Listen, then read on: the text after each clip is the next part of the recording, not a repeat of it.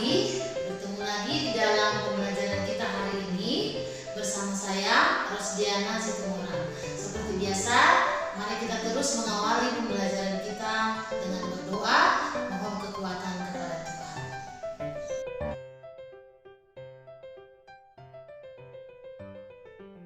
Sistem reproduksi pada tumbuhan bagian yang ketiga, kita akan membahas tentang metagenesis. Nah, apa itu metagenesis? Metagenesis adalah siklus hidup tumbuhan yang memperlihatkan adanya pergiliran keturunan. Jadi di sana ada fase gametofit dan fase sporofit. Nah, fase gametofit atau fase generatif itu adalah fase untuk menghasilkan gamet, sedangkan fase sporofit itu untuk menghasilkan spora. Jadi pada tumbuhan kedua fase ini dialaminya, maka disebut sebagai metagenesis atau pergiliran keturunan. Nah, pada tumbuhan lumut dan tumbuhan paku ya fase ini berbeda dominannya. Jadi pada tumbuhan lumut gametofit lah yang dominan, sedangkan pada tumbuhan paku justru fase sporofit lah yang dominan ya untuk dapat diamati. Jadi berbeda pada lumut gametofit, pada paku sporofit. Mari kita lihat satu persatu. Yang pertama adalah metagenesis tumbuhan lumut atau bryophyta. Jadi di sini ada skemanya. Yang pertama kita lihat adalah ada spora yang melakukan pembelahan secara mitosis. Ini akan berkembang atau bertumbuh menjadi yang namanya protonema. Nah, protonema ini akan tumbuh menjadi tumbuhan lumut. Nah, tumbuhan lumut ini akan menghasilkan alat reproduksi betina namanya archegonium yang akan menghasilkan ovum, dan alat reproduksi jantan namanya antheridium yang akan menghasilkan spermatozoid. Nah, ovum dengan sperma ini bertemu akan menghasilkan namanya zigot. Kemudian zigot ini akan berkembang dan menghasilkan sporogonium. Di dalam sporogonium akan terbentuk sporangium. Sporangium atau kotak spora, di dalamnya terdapat spora. Jadi kembali ke awal, itulah makanya disebut dia sebagai siklus ya. Jadi tahapan pembentukan archegonium dan antheridium inilah yang disebut sebagai fase gametofit dan fase yang dominan pada tumbuhan lumut.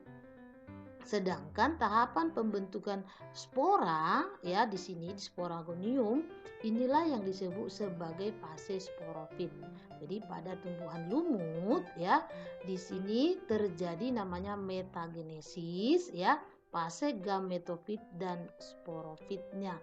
Nah, kemudian mari kita lihat ini adalah archegonium atau alat reproduksi betinanya, dan kemudian ini adalah antheridium, alat reproduksi jantan pada tanaman atau tumbuhan lumut ya.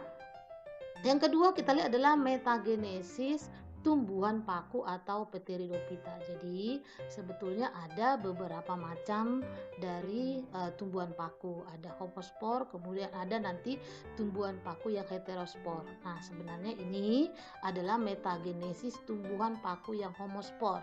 Nah, sebenarnya tumbuhan paku homospor ini metagenesisnya sangat mirip dengan metagenesis pada tumbuhan lumut. Hanya berbeda nanti di protonema berubah menjadi protalium. Nah, sekarang kita lihat ada spora, kemudian spora ini melakukan pertumbuhan atau perkembangan secara mitosis, kemudian dihasilkan protalium. Nah, di sini tadi letak bedanya ya dengan tumbuhan paku. Kemudian protalium akan berkembang menghasilkan gamet, ada namanya antheridium untuk jantannya, kemudian ada archegonium nanti untuk menghasilkan ovum sebagai alat reproduksi betina. Antheridium akan menghasilkan sperma. Nah, ovum dengan sperma ini bertemu akan menghasilkan zigot.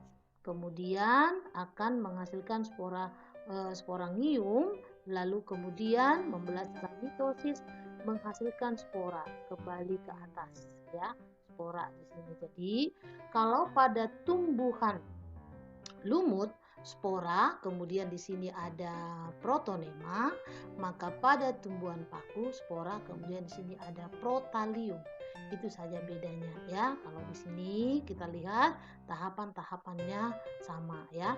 Ini tahapan gametofit, lalu kemudian di sini pembentukan spora namanya tahapan sporofit. Nah, pada tumbuhan paku tadi tahapan yang dominan adalah tahapan atau fase sporofit. Nah, ini daun yang menghasilkan spora. Jadi ada dua macam daun pada tumbuhan paku. Ada namanya daun sporofil yang menghasilkan spora.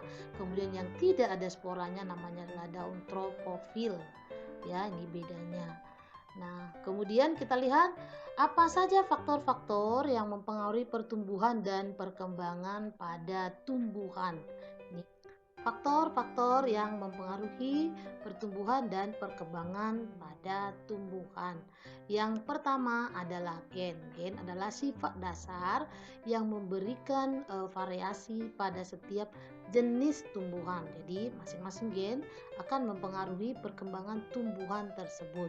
Kemudian yang kedua adalah hormon. Nah, ada beberapa macam hormon yang mempengaruhi pertumbuhan tumbuhan. Yang pertama adalah auksin. Nah, auksin ini hormon pertumbuhan. Jadi hormon yang memicu pemanjangan sel sehingga tumbuhan akan cepat bertumbuh jika hormon auksinnya bekerja dengan baik.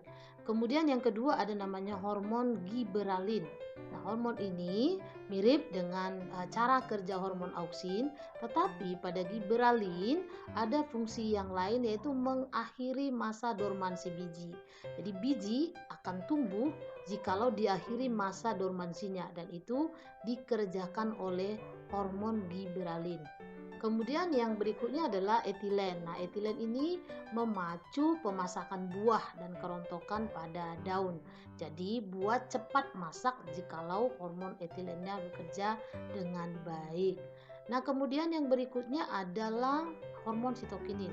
Sitokinesis artinya pembelahan sel. Jadi, semakin cepat terjadi proses pembelahan sel, maka proses pertumbuhan pada tumbuhan semakin cepat.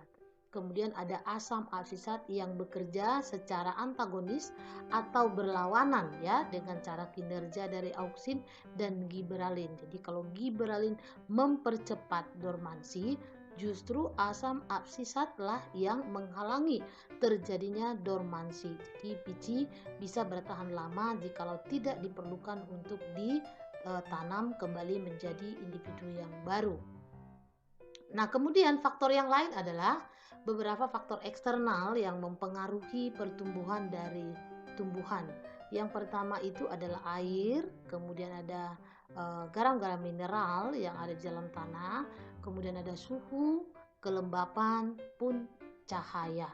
Nah, jadi faktor-faktor ini sangat mempengaruhi terhadap pertumbuhan pada tumbuhan.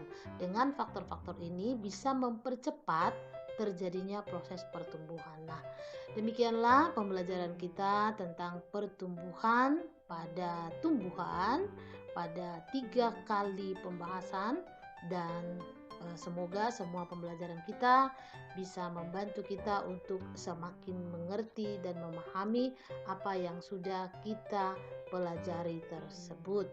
Tuhan memberkati.